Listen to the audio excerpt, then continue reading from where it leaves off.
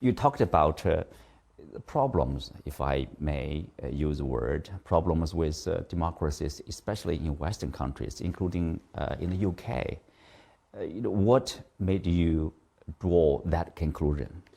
Well, democracy isn't working. I was almost 30 years in the British Parliament, and there is a lot of ornate, rococo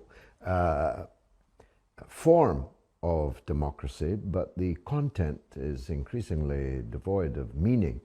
The proof of the pudding is in the eating, and the British are not eating well, metaphorically and literally. Our country is cold, our people are poorer, their living standards are sharply dropping. The standards of the public realm, public services, the health service, and so on, are all steeply deteriorating at a time when expenditure on war and the language and rhetoric of war is steeply rising. And this is an alarming state of affairs, and one that is mirrored in many other developed northern Western countries. In the United Kingdom, where people are less revolutionary, it takes the form of sullen resentment and withdrawal from interest in politics, from trust in government.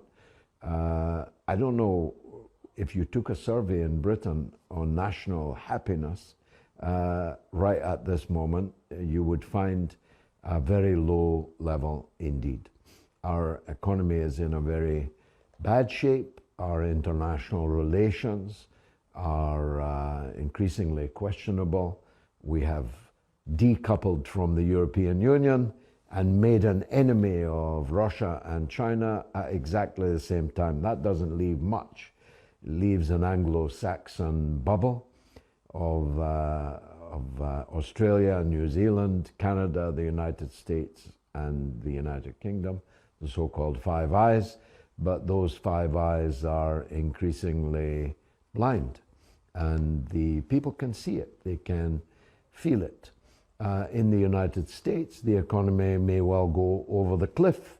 The series of bank collapses and the increasing homelessness and joblessness and poverty.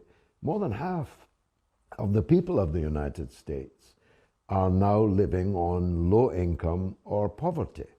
And the trends are all in the negative direction.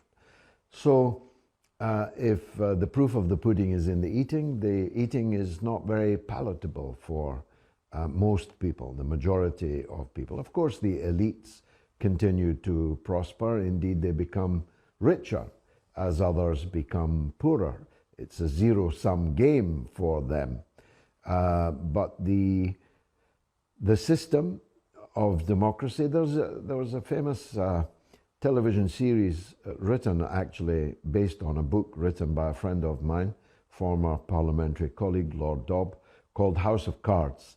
And the situation in Western countries increasingly resembles a house of cards. And one knows what can happen to a house of cards. It can fall down.